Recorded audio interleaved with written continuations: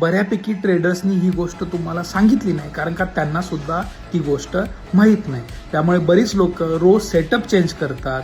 नेमका सेटअप म्हणजे काय, सेटअपबद्दल ट्रस्ट कसा निर्माण करायचा, ट्रस्ट कसा बिल्डअप होतो, सायकोलॉजी कशी तयार होते, माइंडसेट कसा तयार होतो, आणि सगळ्यात महत्त्वाचं एंट्री घेताना जी तुम्हाला भीती वाटते ती भीती कमी करण्याची प्रोसेस काय, ही गोष्ट कोणीही तुम्हाला सांगणार नाही. ती ह्या रीलमध्ये शेअर केलेली आहे. नमस्कार मित्रांनो, मला प्रत्येक जण विचारतो सर सेटअप म्हणजे काय.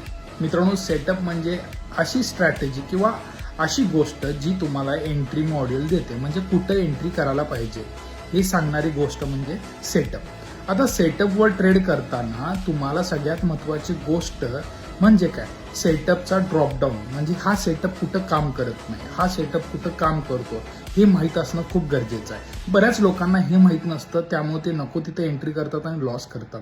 म्हणजेच काय, तुमचा ड्रॉपडाऊन म्हणजे काय, मोमेंटममध्ये कसा काम करतो, साईडवेजमध्ये कसा काम करतो, कुठं जास्त ट्रॅप केलं जातं आहे, ह्या गोष्टी समजणं म्हणजे ड्रॉपडाऊन.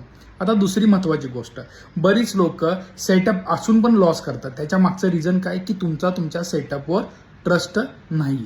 आता ट्रस्ट कसा बिल्डअप करायचा, ट्रस्ट कधी बिल्डअप होतो मित्रांनो, ज्यावेळी तुम्ही तुमचा सेटअप बॅक टेस्टिंग करता. बॅक टेस्टिंग झाल्यानंतर तुम्हाला कळतं की बाबा ह्याचा सक्सेस रेशो इतका आहे. त्याचा सक्सेस रेशोवरनं तुम्ही ठरवू शकता की बाबा ही स्ट्रॅटेजी मार्केटमध्ये कशी काम करते.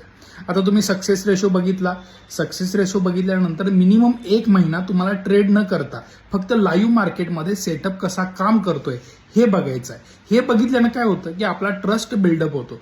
ट्रस्ट बिल्डअप झाल्यानंतर डेमो ट्रेडिंग चालू करायचं आहे. डेमो ट्रेडिंगचं रूपांतर हळूहळू रिअल ट्रेडिंगमध्ये होणार आहे.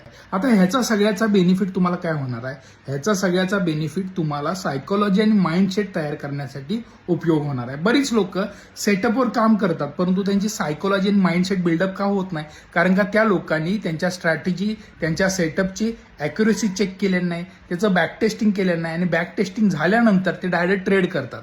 ही सगळ्यात महत्त्वाची चूक. डायरेक्ट ट्रेड करायचं नाही. तुम्ही बॅक टेस्टिंग केले ना तर मिनिमम 1 महिना ती स्ट्रॅटेजी रिअल चार्टवर लाईव्ह मार्केटमध्ये कशी वर्क होते हे बघणं म्हणजे कॉन्फिडन्स बिल्डअप करणं आहे. आणि हा कॉन्फिडन्स बिल्डअप झाला की ट्रस्ट बिल्डअप होतो.